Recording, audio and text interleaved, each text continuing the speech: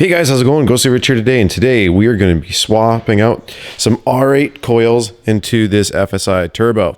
This is a Mark V GLI. This should also work for the GTI, the Golfs, and all that other fun things.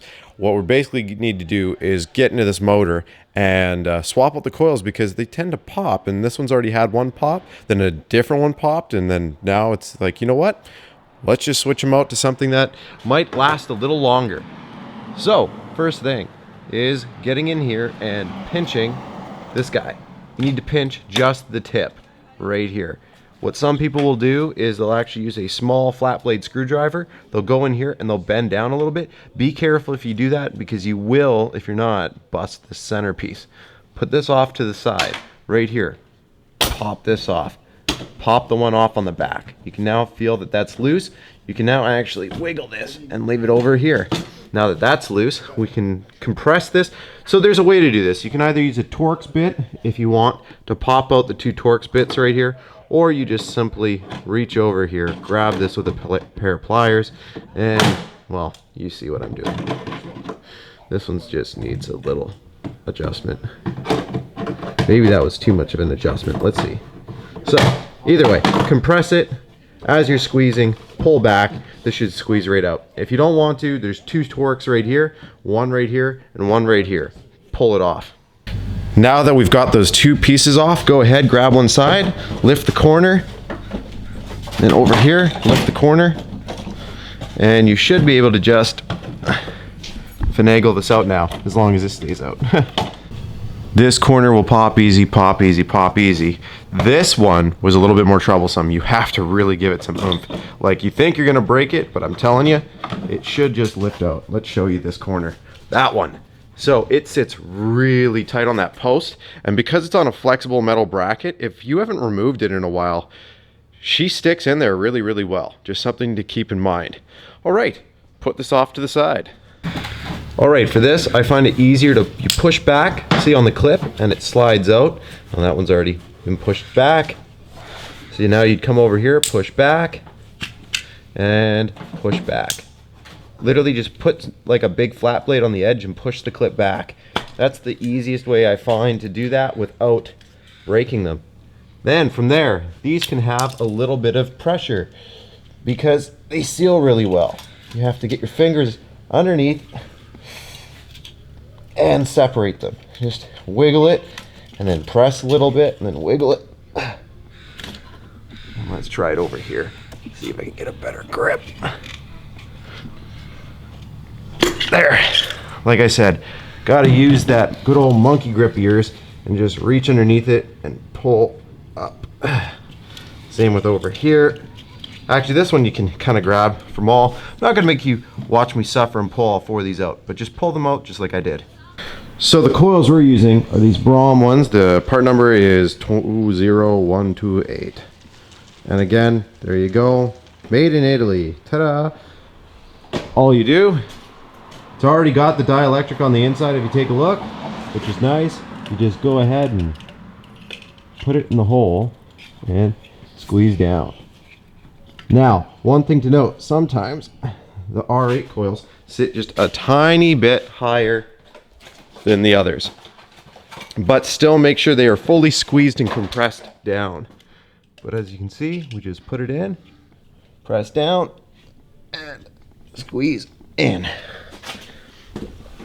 You can use a little bit of dielectric grease on the actual, or any sort of lubricant grease, to lube up the seal if you want.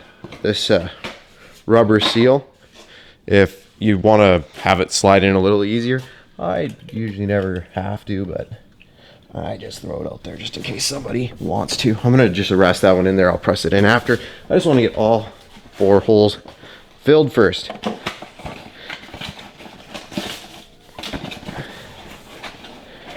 Almost. And there. All you do, go ahead, take it, line it up, and press it down. And now all you're gonna do is go and squeeze with all your might right here and get these to seat as deep as possible, so that way we know that those chambers are sealed from water, oil, or anything else. Once they're all level and in line, and if you're really German engineering style, you're gonna make sure they're straight. All you're gonna do is take these, and you'll know if they're straight because you have to do that. They literally all just slide in at the same time. Make sure you hear that audible click. They need to click in. You don't want it to slip out, and then all of a sudden, you're like, oh man, why do I hear that noise? All right, or you do, well, you'll sound like you have a blown coil because the coil won't be plugged in. There we go. So now that we've got these all seated, take a second, relax, and then what I suggest you do is we're gonna actually take a tiny bit of dielectric grease and just lube up this seal right here, so that way when we're putting the plenum back in, we don't actually end up like wrecking this. And that's the last thing you wanna do is chip it. So, like I said, if you want to, you could use a little bit of lubricant. Doesn't have to be anything. Some people will even use just a wee bit of engine oil if you have any engine oil around, if you don't have any grease. And just, yeah, lube that up. This one's pretty easy. It just slips right over. Here, simple enough. Just slide this in. I'll tell you a couple things once you kind of start to get this into place. Make sure that's gonna go in onto there like so.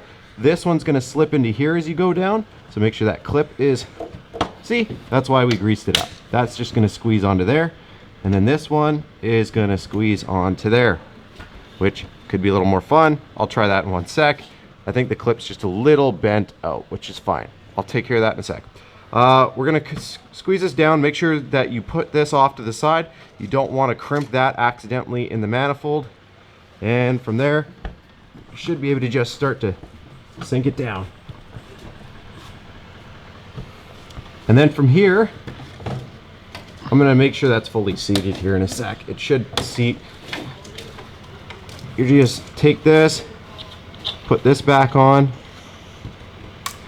and again, compress, slide on, release, and after that, start it up. Perfect. It's all put in. And again, if you go to put this on, I just couldn't do it with the camera in my hand. You squeeze it with your thumb, and if you do, clip gets a little longer, and put it on. From here, let's go ahead, start it, and as long as you hear a nice start, that's about it. You shouldn't have any engine codes or anything. If you start it and something sounds wrong, chances are one of the coils are not plugged in correctly, or you have a defective coil. Let's go ahead and start it. Another telltale sign, you'll notice the engine is really wobbly. That's a good sign that your coil's gone too. But yeah, it sounds smooth and good. Hear that turbo going. When you do a cold air intake on these things, it sounds insane. The other cool thing with a cold air intake, you actually take the whole cover off, because that goes right through there. And if you do a cold air, it goes right here and up and around. Just something that's a little neater. Anyways, hope that video helped you out. Thanks again for watching. Press a like if it did, and subscribe for more.